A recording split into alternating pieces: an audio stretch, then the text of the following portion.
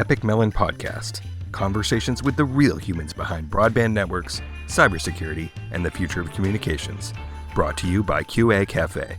Hello, everyone, and welcome to another episode of the Epik Mellon podcast. I'm your host, Jason Walls from QA Cafe, and I am exceedingly excited to have Chris on today because in the same way that I've mentioned, I've been living vicariously through the guests that I have on the show, right? So like I had one of my friends who was at CES last week, right? Just so I could find out what happened. I've been waiting to talk to you because I've been trying to live vicariously about Matter in general for a while because it's very cool.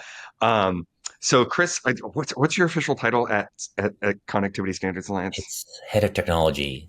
Head of technology. Whenever I say that, everyone's like, "Oh, CTO." Yeah, sort of right. So, Chris is basically the guy behind Matter. He's the guy behind Matter. So, like, I'm not going to try to paint it humbly, but effectively, right? So, there's a lot to talk about, and so I'm really excited.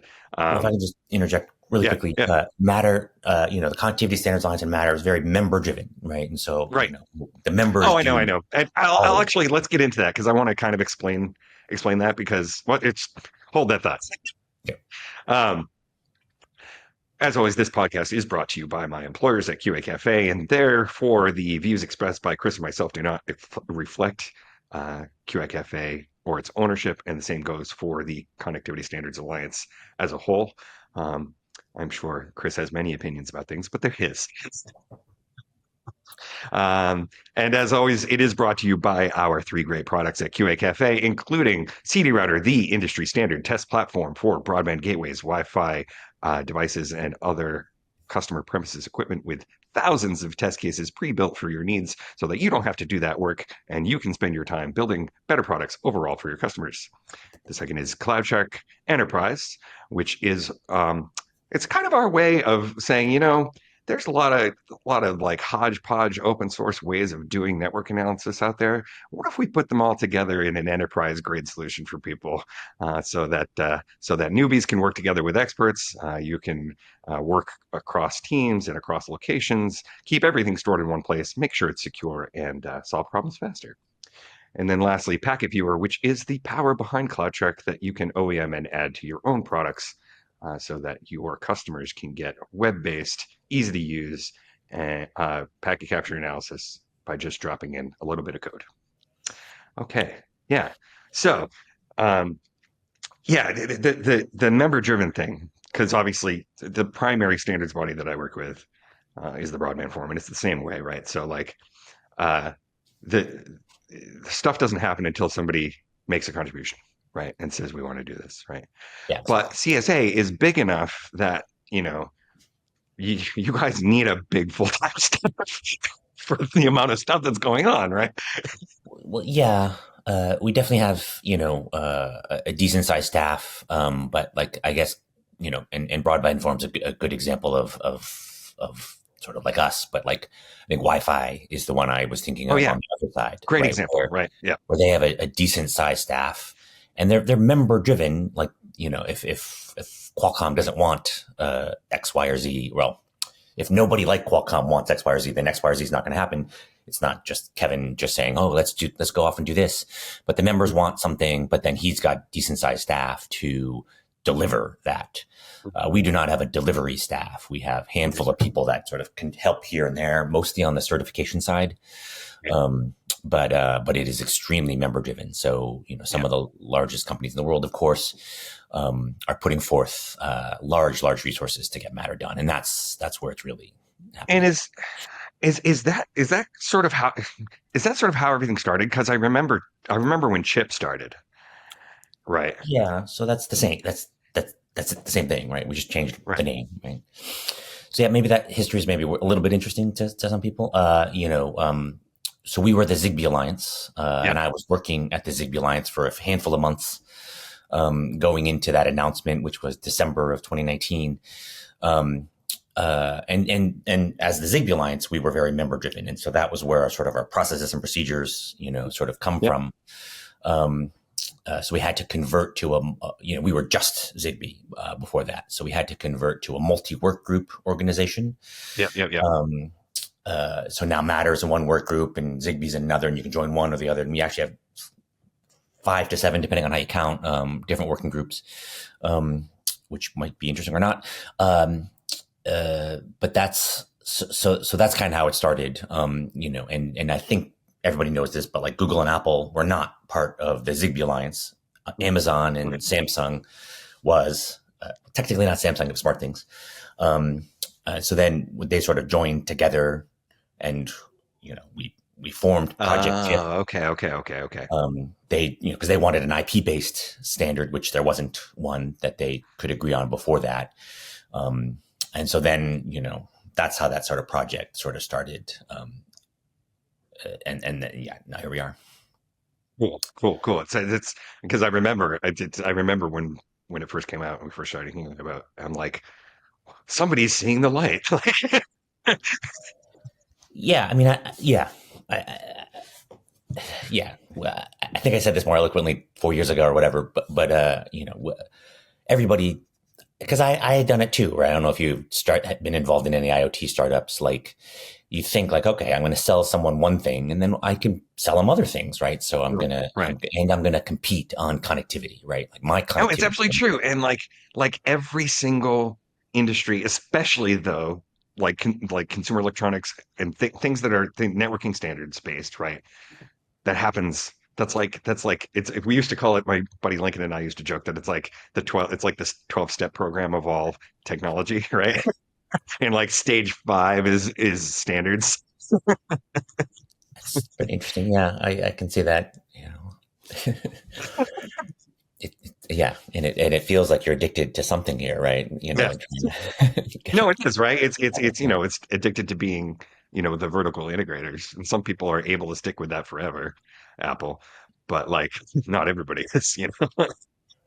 Right, but vertical integration for Apple, is an iPhone, right? Like that. Yeah. That's what they do, right?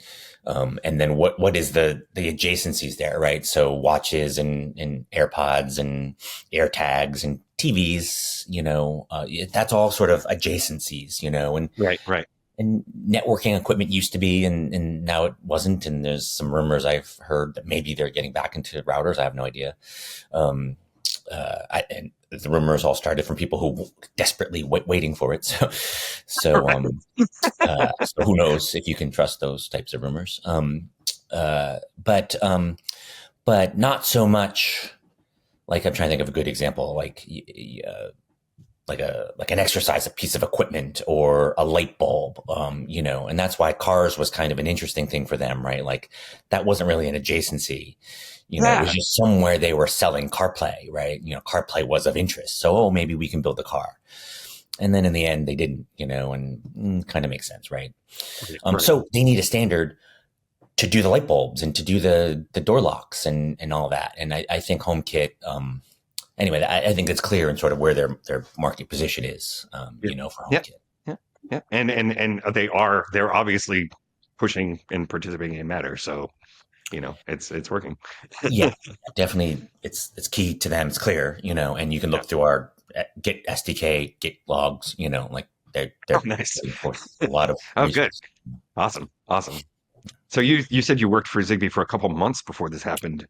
What did you work for? Two questions. One, how did you even get here? Like, because I like to tell the story of how a lot of us got into networking totally by accident, right? We never intended to be in that world, especially standards.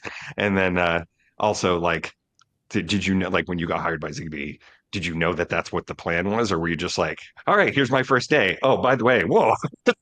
Yeah, that's a good question. So I don't know how far back you want to go, but I'm pretty old. I'm in my 50s. So when I graduated school, it was 93 when I graduated, and it was kind of hard to get a job still. The 88 tech downturn was still playing out, especially in the Boston area. There were tons and tons of way smarter than me, engineers with 20 years of experience that had been out of a job for a while, so it was pretty hard to get a job. But I was an electrical engineer, and Cool. I got a job as a software engineer because that was the only job I could get. And it happened to be in speech recognition, which I knew nothing about. Interesting. So at BBN, which is, based in Cambridge, now part of Raytheon, was one of the bigger players in speech recognition. And that just taught me a lot, basically really taught me how to be a software engineer. But then I also started, because they had PhDs in speech, and I think I was the first not PhD in speech they hired. And so I was, kind of jack of all software things, mostly doing non-speech things, right? So we were doing OCR, we were basically taking their speech engine. Oh yeah, we can do OCR, right? Especially in a language that might have been of interest 30, 40 years back, Arabic, because it's sort of script, and so we just parse it like speech, and it worked really well, actually. That's cool. And speaker ID, speaker verification, all sorts of little things. We did a lot of handwriting recognition. And, that one engine that was only built for speech worked really well. And now they have large language models that built on all that stuff, but like, cool. So it's cool. But I ended up switching, sort of leading into 9/11. I had my own startup that I was trying to work on in the background. And anyway, 9/11 sort of blew everything up. And so I was out of a job working on that startup for a while. And that's how I got into networking. That startup was basically card reader, badge readers, active badges for trade shows. So infrared beaconer thing. And then we used PDAs. And you remember PDAs because iPhones didn't exist, and they all had infrared. In 2001 for me, I was working at Best Buy. And we were still selling those. And I remember we were hunting around for one that had the IR reader on the front as opposed to the back or the side so that people's hands weren't blocking them. So you could just scan a whole room, right? We cranked up the infrared, right? So we were screaming with infrared. So you can really just scan a room and like say, okay, here's the 30 people that are in front of me. And you'd get almost all of them unless they were like covering their badge practically. And then you could just do a little bit of matching for who was there or whatever. Anyway, we didn't go very far with that. I learned so much because I was the only engineer there. I built sort of the whole thing out. And one of the things we wanted were like, where is everybody? So we wanted badge readers sort of on doors. And that's where I found Ember Corporation that's also based in Cambridge now, part of Silicon Labs. And so they were building a mesh network and they needed a standard for it. And so they they were one of the founding members of Zigbee. So I was going to build a mesh network of infrared badge readers sort of around the trade show so you could see where people were, even if there weren't readers. And we didn't really know where the readers were either. Right. Vague Interesting. sense So that's how Zigbee got started? I didn't know that. Huh. So Zigbee was definitely started before I got there. And so I was a customer, not very good. Oh, customer. I see. Yeah. I was a design win, if that term means anything to you. I was a design win for about a year or two. So I got to know a lot of those guys. And then we just ran out of money. My startup ran out of money. And so then I got a job at Zigbee, at Ember, and stayed there. And I learned a lot there too. So then I was an FAE, basically working for their customers, building out their software. I had a lot. I helped. The Control 4 stuff was one of my bigger customers. Control 4, okay. Yeah, so they have light switches, which it's hard to make a dimming light switch on a relatively cheap processor. And so I ended up being in Salt Lake a lot, debugging things. So that was a lot of fun. I learned a lot there as well. But then that group got bought by Silicon Labs. And I stayed there for a little bit. And then I went to Lowe's. Well, actually, it was a little bit in the middle. Probably not worth the. All right. Well, so I was at AlertMe, which was sponsoring Lowe's and not sponsoring, but building the technology for Lowe's and British Gas. And so that technology got bought by British Gas. And then I went to Lowe's for a little bit, building out Iris, if you remember Iris, at Lowe's. So that was a basic like smart things, but it was Lowe's. They paid. Which I also want to talk to when we get to that whole conversation about the evolution of smart home stuff, because that stage is very interesting to me, is when it's very telling that it was Lowe's who decided to do something like that, right?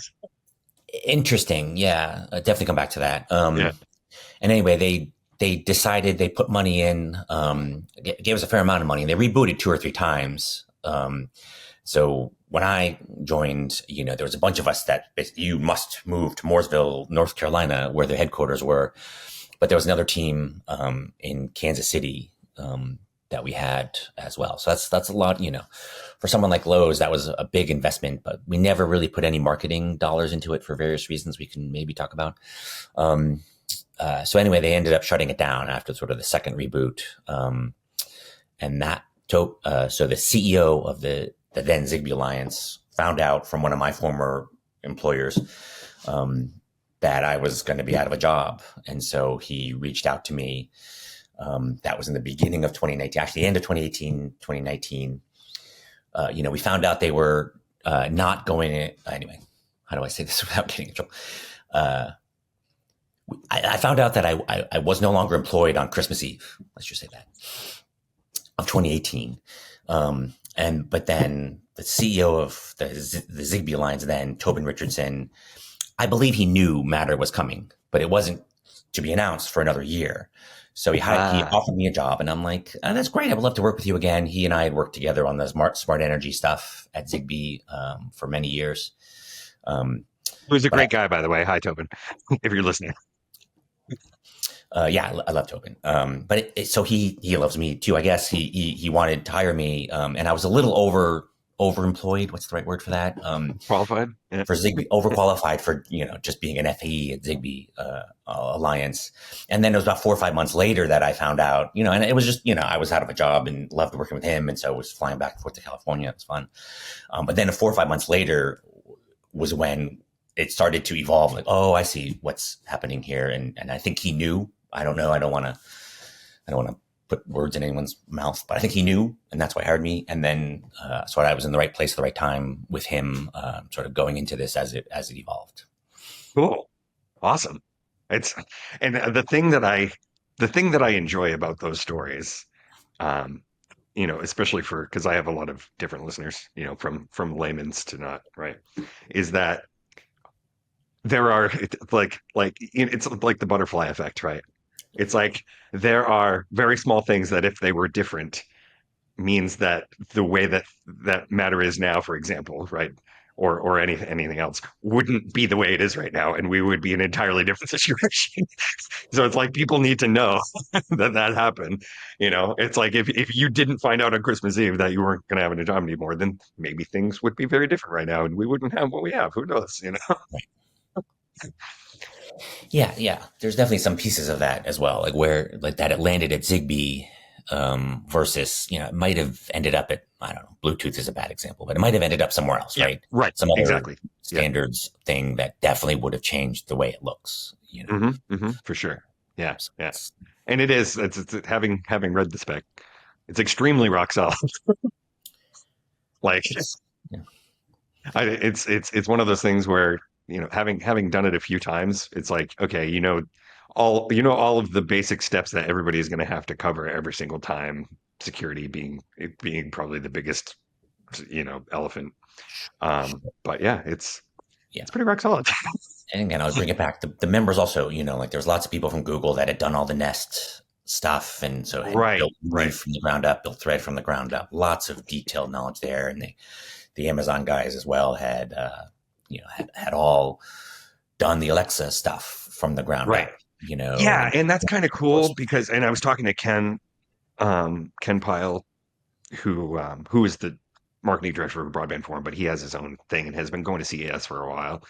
And I just talked to him on the show, and we were talking about how a lot of things that you end up seeing expressed at CES, like they happen when there's this sort of like perfect storm, right? Of either market need or, right? Like, so all of those guys who were all building their own solutions, right? Were kind of like, oh, wait a minute, right? Let's all stop doing the same thing, right? Right. And I think consumers were starting to get frustrated with it, I have a bunch of friends who were at Revolve, if you remember that startup that got bought by Nest, and then they shut that down like a few years later. They kept it running for a bit, but you don't just invest $300 into a hub, right? You invest your blood, sweat, and tears in like accumulating equipment that hub can support, and putting it in walls. I have scars literally from doing my own electrician work. Yeah.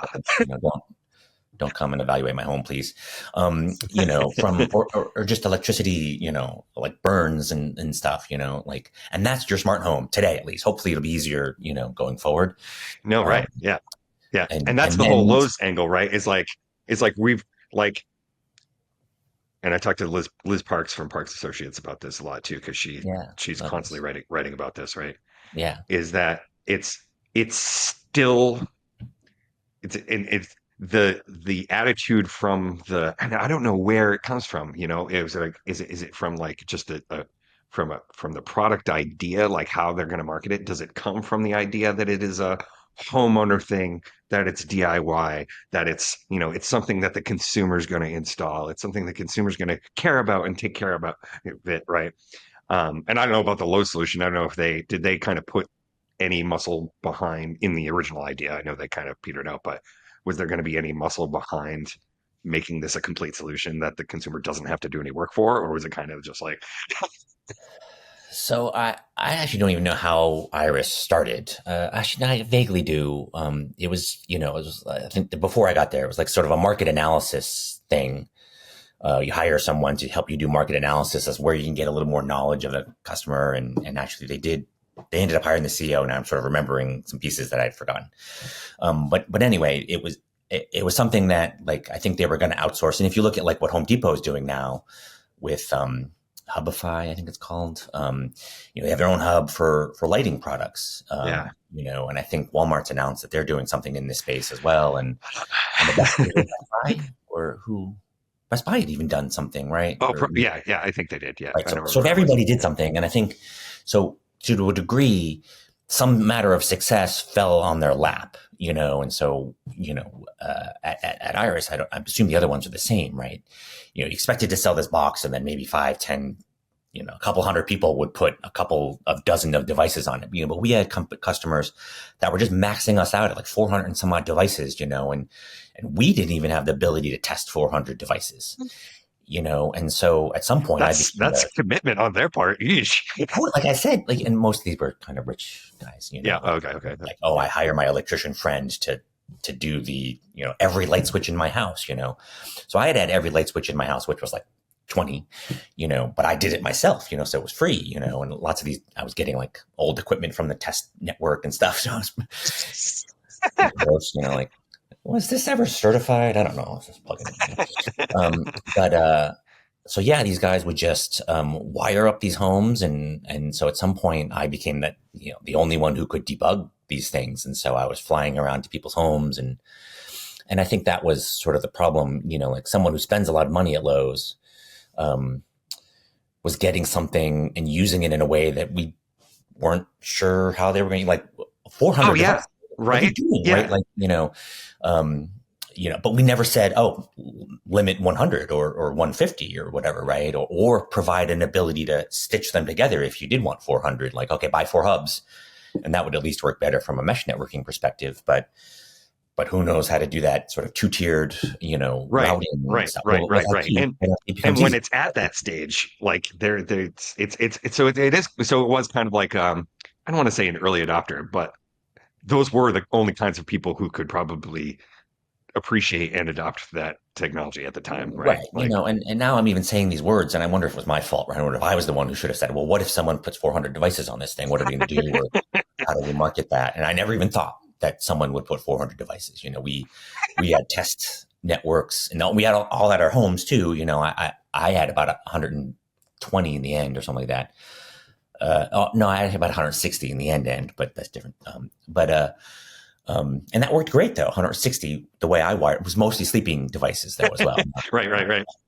So I also kind of built it out, sort of knowing what I was doing. But yeah, some guy who's just building out his dream home and wants connectivity, and in the old home he had a little bit of a network, so he's like, yeah, and he has electricians he can just keep throwing money at. Yeah, that guy gets to 400 some odd devices, and then we never tested for that. We were never able to build out a test network that big. We didn't have space. We didn't have the resources, to do that. So that kind of disconnect, I think it sort of makes sense. Like, okay, Lowe's was a little too early into it. And I think now retailers like Lowe's, I have no idea what Lowe's plans are, but like retailers like Lowe's, like I said, the Hubify thing at Home Depot and other companies, like, okay, now they're ready to, I think, start to tackle something like this that would give them more knowledge. And when they're doing it, so I guess this is my sort of leading question into, because we've talked about this before offline about how, what the I always talk about the 99%, right? It's like the 99% of consumers who just want things to work and don't want to do any work, right? Are, as it stands now, like those big retailers who are home improvement retailers, right? Or they are entertainment, like whole package entertainment system retailers, Best Buy, right? They they are making moves to take ownership of that. Does that ownership include making it so people don't have to do any work and everything just works, right? I mean, yeah. I think if you're only looking for the 99% or whatever the number is, and I guess that makes, us geeks the 1%, which is different. Which is a weird thing. I know. I'd rather be the other 1% if I could be, anyway. But they can just slap a label on it. We support 64 devices max, and then in software, you try to add that 65th device. It just says no, right? Like you're testing what you know you're going to sell. And then the 1% has to go use Home Assistant or something, right? Or something that we're sort of on our own when we get to 400, 500 devices. Right. Without even Mikasa, whatever, the Home Assistant guys, I doubt they're testing 400 devices, or even their homes have that many. That's a special case, right? Right. And Home Assistant is the open source one, right? Yeah. Because my friend Lincoln, who I was talking about, who, by the way, is a running gag on this show, that Lincoln doesn't actually exist. I talk about him, but he's not real. Your girlfriend's in Niagara Falls area.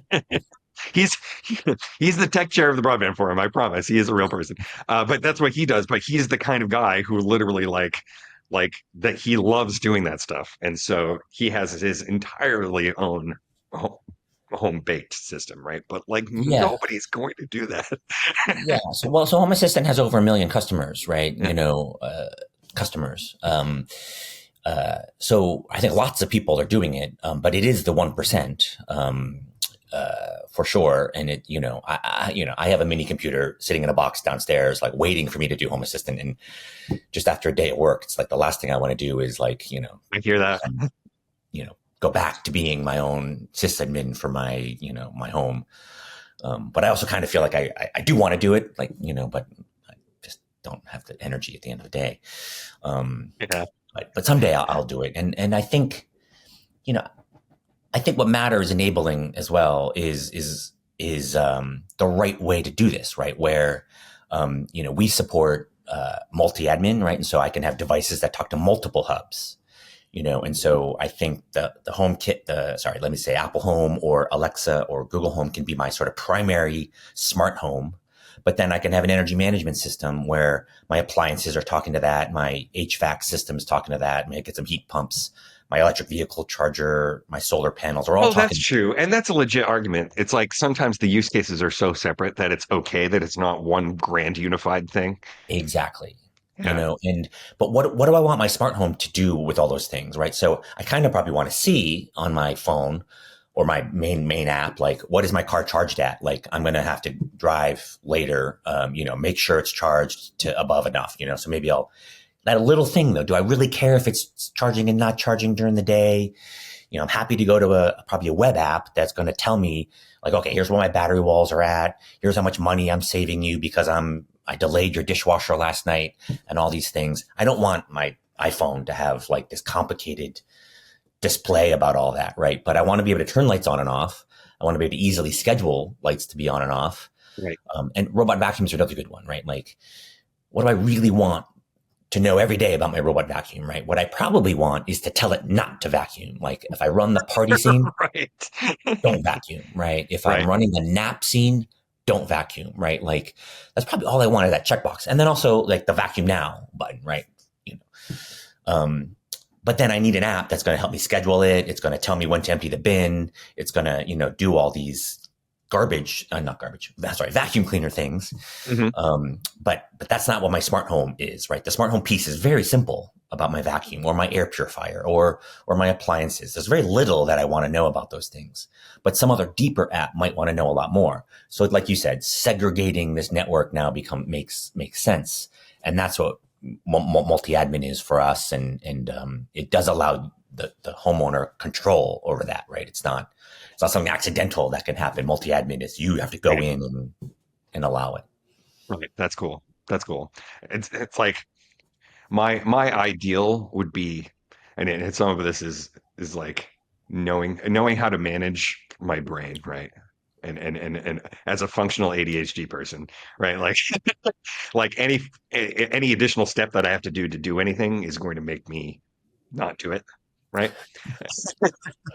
And so as long as the number of steps that are required are aligned with how important that thing is, then that's exactly what I need.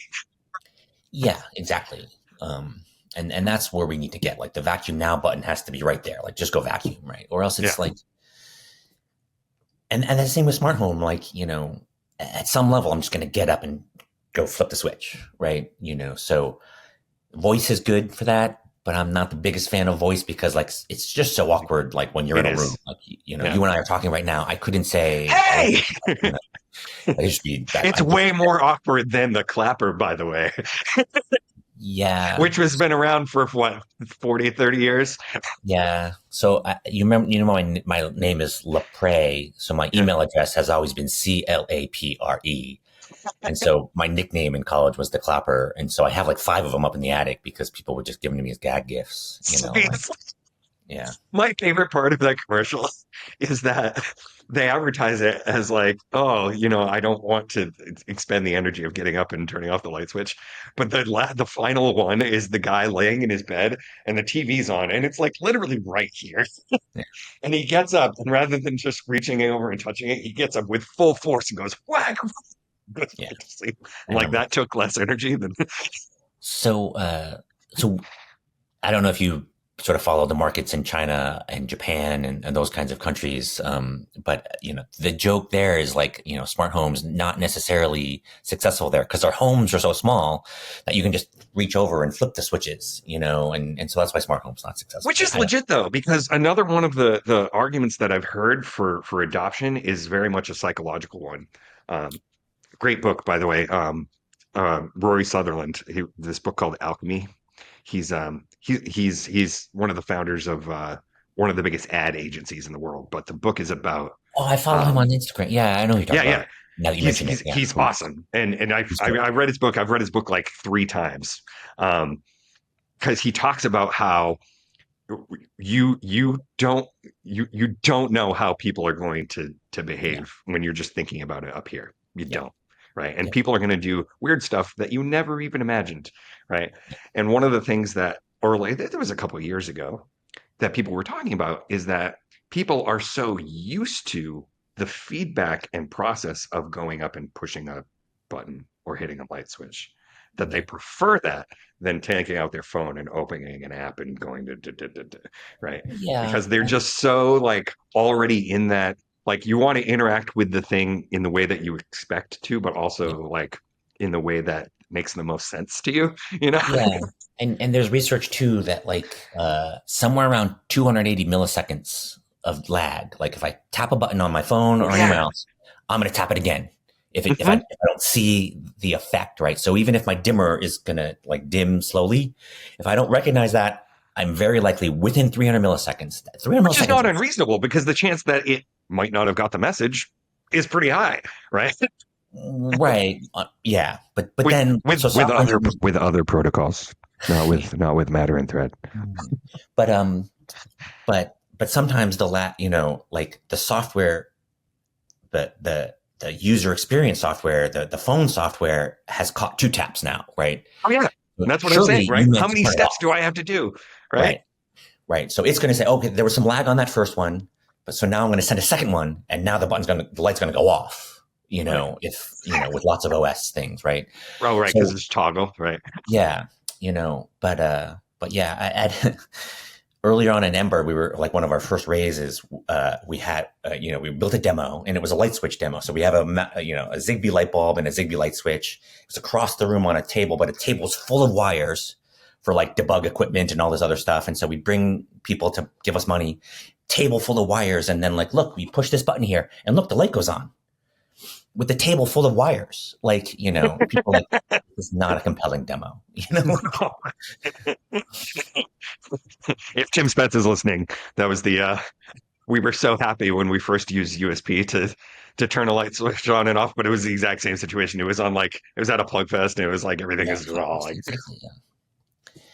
So the like demos like a coaster, like, okay, look, the cup's empty. I put the thing down on the toaster, and then a light bulb can go on in the kitchen and say someone needs more drink, like to refill their glass room. Those kinds of demos were much more right. compelling than what everybody wants, which is lights, just to turn on and off. Yeah, no, it's true. It's true. Although I always try to think of my own use cases. And I thought it was something Bob Carrick from Calix, when he was on the show, we were talking about this situation, but with networking, right? Not with smart home stuff, but with network equipment.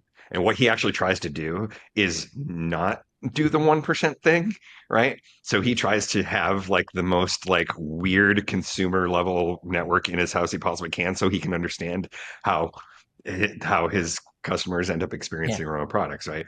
Yeah. And so I always try to keep that in mind of like being a person who is lazy and does not want to do all those things and wants it to just work, like what is the best way that I would want to experience? Right. And the way that I always think of it is, did you ever see Corning had a video years ago called A World of Glass? And it was basically the story of it was that every single surface in the house was effectively able to be a smart screen, right? Sure. A capacitive smart screen. Yeah. So they had like the mirror in the bathroom had some apps on it that were specific to being a mirror in the bathroom. And when you Yeah. went, or you could move that whole interface over into the kitchen where the countertop was all made of this stuff, Yeah. right? And I'm like, yes, that's what I want to do. Not because I want notifications in my face all the way, but wherever I am, I want to be able to do whatever, right? Yeah, and I think that's a really key point too. And that's kind of where I think Matter is going, and I'm hoping Matter goes, and I'm trying to push it maybe to a degree. But like, we want ambient sensing throughout the house, and we want ambient notification throughout the house, and to a degree, ambient control, right? Like, so Mui Labs, have you heard of these guys?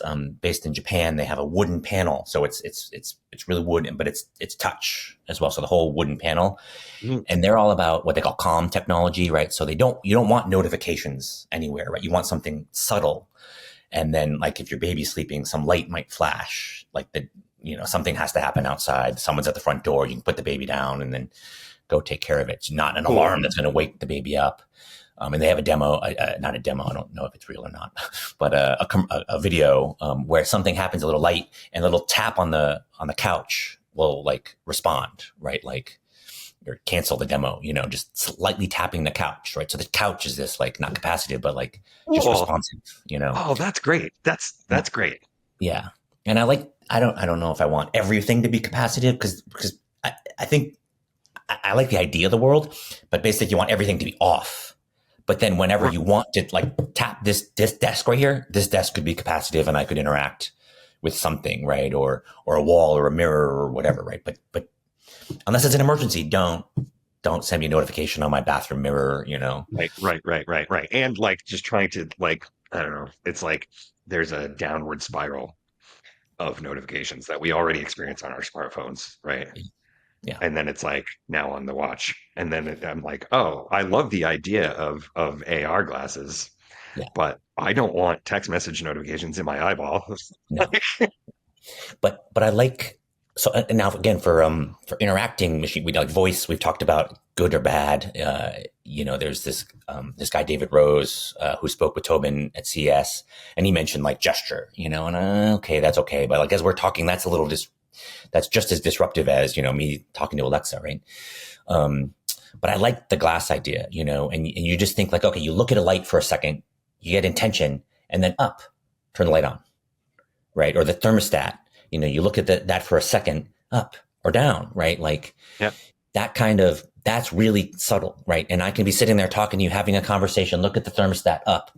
And okay, you're like, what'd you just do? Like, but it's over now, right? And the thermostat's now up, right? Or a volume control type thing, right? Turn the volume up, one down. Cool. That kind of intention, very Right. subtle. You're I like totally a lot. right. Or It is, just like it is, it is all up, intentional. down, Yeah. right?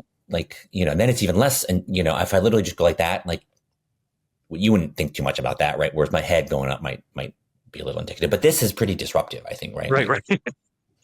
Although I do like the thing I do like about voice, and literally the only thing I use Alexa for, right, is grocery lists, right? yeah, Because yeah, if I don't log that right now, then I will forget that I need yeah. it, right? Especially when there's multiple people in the house, right? Like Right. that's really great. And I think at some point we're going to get to the fridges with the cameras in it, and they're going to see your milk and know how often you've used the milk, and with a little bit of AI. And so, like a lot of that is going to be sort of more automated in a way that's even better. But yeah, totally like that. You know, that's I think their biggest use case. And there's all these articles about how I think they thought like we were just going to say like Alexa order something, and send it to me. And I guess they're not getting much shipping through that. Huh. So they're kind of rebooting Alexa. But yeah, the shopping lists are very popular for them. Yeah, no, because it's the only way. Otherwise, I end up buying the same thing 100 times, right? Yeah, just remembering that. And like, because I have a very small fridge. I live alone now, with my daughter sometimes. But like, how much milk do I have? Right? Like, I just don't know. Right? It's true. And then I guess wrong, and I come back and I got a quarter, or I guess wrong, and I have 3/4 now. I have two, Now too, yeah. which I wanted to avoid in the first place. But Right, right. I mean, now the next step for me is to get them to do that with leftovers and guilt me into eating them, right? yeah, like just as you start cooking, a little bit of a sort of a passive Hey, you aggressive, remember you like, already made hey, this? yeah, you got leftovers in here. The fridge says as you start cooking, ramen or something, right? That would be great. Yeah, So I mean, speaking of all this stuff, this is the kind of weird shit that is at CS now. Like, yeah, so when you were there, like, I assume Matter was pretty much everywhere, which was cool. yeah, yeah. And I just want to emphasize what I just said. It has to be a passive aggressive voice that says you've got food. Um, yeah, so there was a lot. Unfortunately, I didn't get to walk around much, So I was in meetings, with Yeah, yeah. members, potential members, that sort of No, but thing. that's cool. That's what it really And should that's be cool. And for. I Yeah, learned a lot there, yeah. and that's really extremely valuable for me. And that's kind of what I have to do for my job anyway. But I heard a lot as people were coming in. I asked everybody what their favorite thing was, and yeah, it seemed like Matter was everywhere. I don't know if you Jen Chewy from The Verge, got a lot of mileage. I guess there was one Bosch Matter fridge, and I guess Bosch had a few different places, so she had to like run all over the place, and then took this like triumphant selfie of herself next to the Matter Bosch fridge. Sort of I found it, and was very excited about that. Cool. Um, and I believe that's the first appliance, right? So we've been working on appliances. Well, we've Right. had appliances in the spec for a while, and that's the first one I think that was like physical, you could touch. I know Smart Things, Samsung had lots of things that are coming to be Matter, I believe. I don't know if I'm getting the story wrong. I hope not, Samsung. Um, but so that was exciting that so appliances are now here, and That's cool. hopefully that will trigger the and again we talked about this, like what do the ecosystems need to do with appliances? I think that's very little, but hopefully that will trigger that to move, and so that'll be a little bit more of a flywheel versus a waiting game. Cool. Cool. Cool. So And robot just vacuums. as a quick technical side question, when appliance like you were saying, appliances was in there for a while, but being contribution driven, is that the data model is being updated when people say, "Hey, we want to add this next"? Or you guys kind of like, do you try to guide people into a roadmap, or is it? So I don't guide people. I try to talk to people about roadmaps and what's likely, but again, I can't write any spec text or anything like that. But Right, right. so I think on the energy management side, there was somewhat, I want to say speculative, but we know that heat pump control, electric vehicle chargers, all those things I said before. Obviously, HVAC's already done, but heat pump control, battery walls, all those things. We didn't necessarily, and I don't know if this is true or not. Maybe this is true, and I just don't know. Nobody's raised their hand and told me I'm a battery wall company. I want to work on I battery get you. walls. I'm going to Right. build battery walls, and therefore we have battery walls in the spec. We do have battery walls in the specs, but I believe it's because some silicon vendors and some electric um, uh, meter companies have said, okay, battery walls are coming, so let's get some stuff in there, That's cool. That's make cool. sure that they have that, and then That's hopefully now nice we that they're can being say we have proactive battery about it. walls. Yeah. Say again. That's nice that they're being proactive about it. Yeah, so groups of companies can be proactive about something. We do need to approve these things, so we're probably not going to let you be proactive about something completely speculative. All right. But everything we talked about on the energy management side is pretty much there. Cool. And robot vacuums were built by robot vacuum companies, but that was the other sort of darling. I like the one. They're starting to put things on top of robot vacuums now. So one of them has an arm. Did you see this that can move a sock out of the way Oh, or something? oh Yeah, man.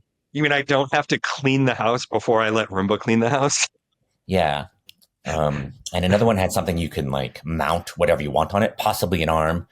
And the one Yeah. I like, I don't know if it's real Yeah. or not, but like a beer fridge, so you could put that on top of your Roomba. Well, is this, I can't remember. It wasn't Roomba, whatever, Switchbot, I think is the one who did that. So then, yeah, you could sort of have anyway, the robot come and, bring you a beer while you're watching the game or whatever. That's pretty cool.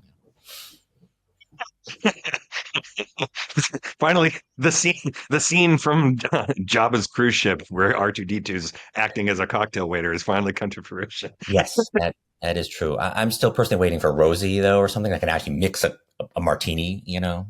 Oh hell yeah.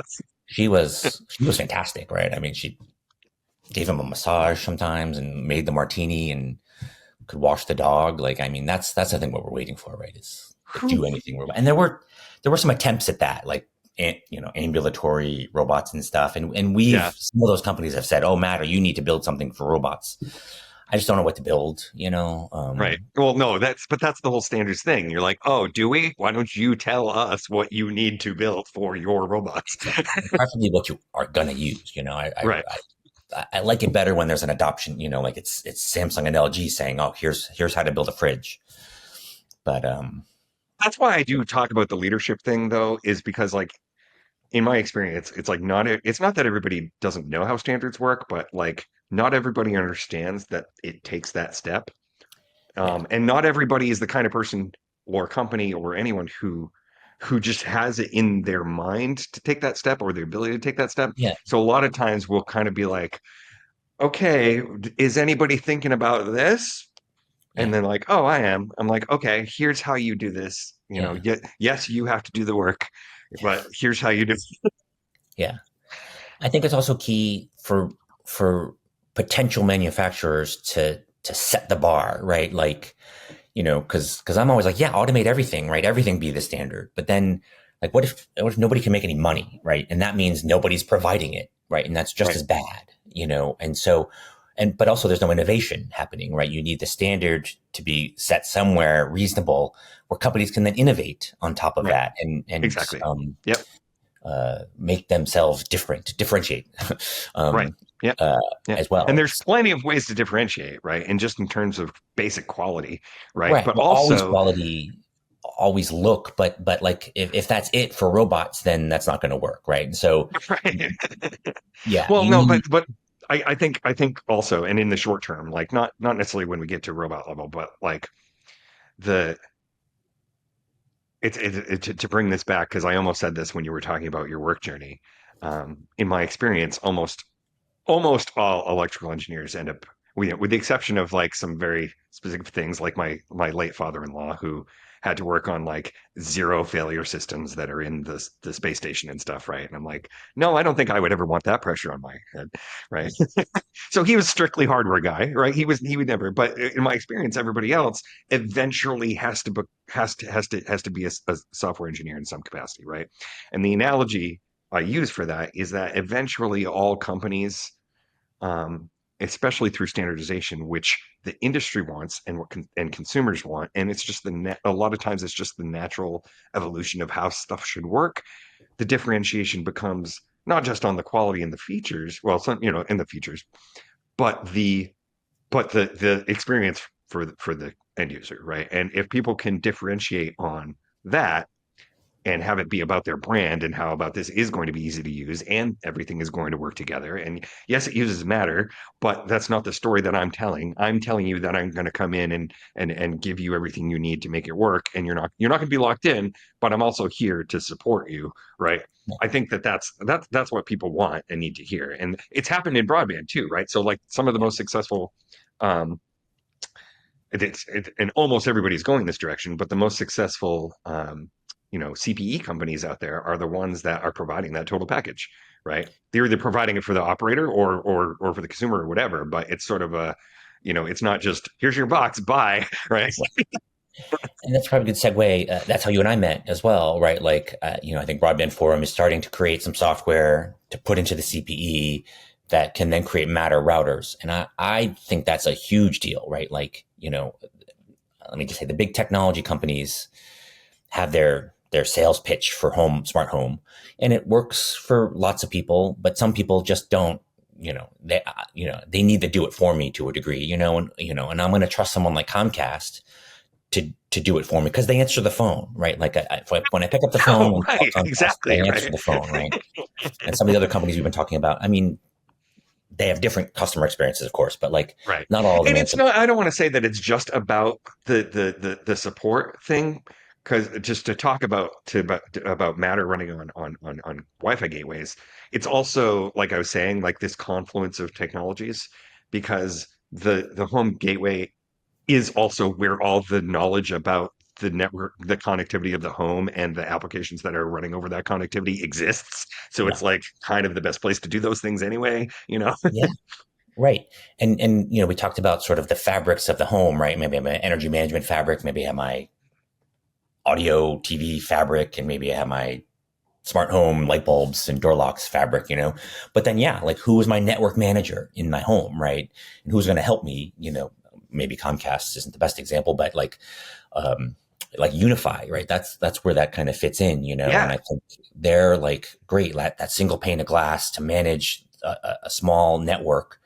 Like that's what you want, right? Like, okay, I've got all these separate fabrics, and here are all my different fabrics, and I got them VPN, what's it called, subnetted apart. And here's where I create the rules where, oh, that device actually does have to talk to that device sometimes, so let's just do that.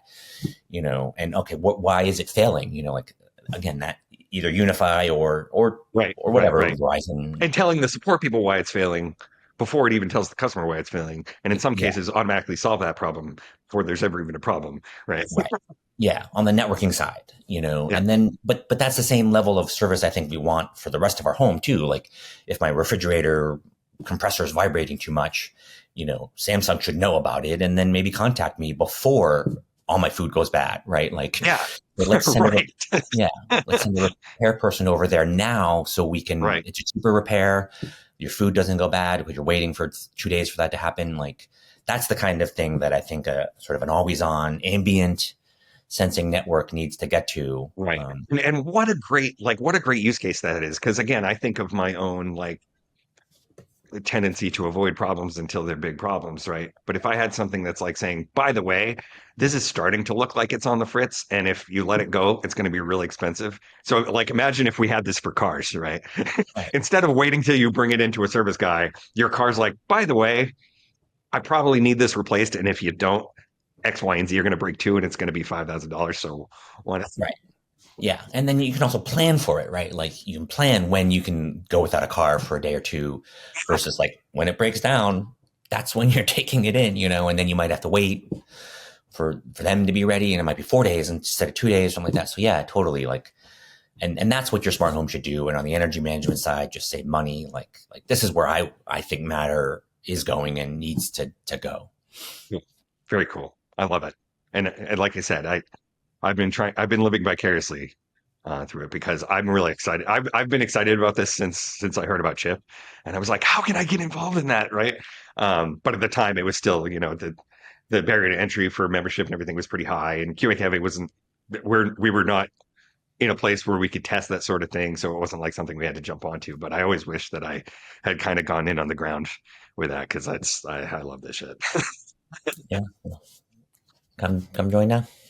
Yeah, I mean, we might happen at any time. Yeah, I'd love to just come by sometime and just give, when we start talking about more broadband forum stuff, um, just to come and say hi to everybody. I almost tried to when you guys were in Boston because I was like, it's literally right there. What? But yeah. We can definitely maybe have you guys say something. Like I said, I think ISPs are sort of the future, and I think broadband forum talking might make a lot of sense at a member I think it'd be event. fun. It'd be super fun. And I Certainly, get to yeah, hang out with you guys, which is yeah, which is the part that I love because the yeah, real work happens at a bar. yeah, yeah. So we're in Chicago in a couple of weeks. So, Oh, really? Hmm. yeah, speaking of bars, in fact, we're A there couple weeks, on eh? St. Patrick's Day. So No, that's the Monday of our member that's my meeting. favorite holiday. Yeah, I will have just been coming back from Hong Kong though, so we'll see. yeah, All right, dude. I've been waiting for this for a while, so thank you so much. yeah. It's great. It's a lot of fun. And maybe we'll do an update maybe later this year or something. Sure, Um, anytime. but yeah, thanks a lot, everybody. If you do enjoy the conversations that we have here on the show, please do hit subscribe and like this YouTube thing. And if you want to ask Chris any questions, please type them into the comments. All of those things help the magic algorithms show me that what I do is important here. And above all, own the nerdy things that you love and have fun doing them. Thanks, Chris. Awesome. Thanks, John.